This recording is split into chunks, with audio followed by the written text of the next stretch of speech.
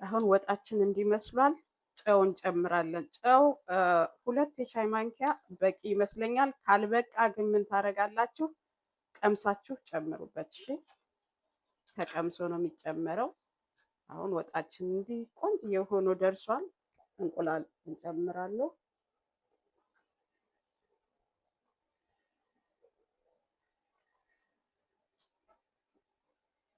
ያው እንዳልኳችሁ የዚህ ሀገር ስጋ በአንዴ ብስል ስለሚልባችሁ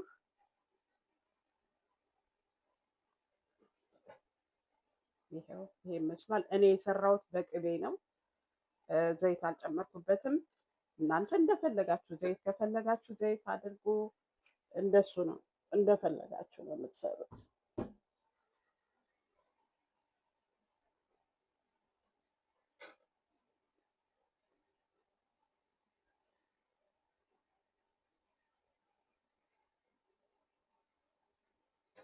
መልካም ፋሲካ።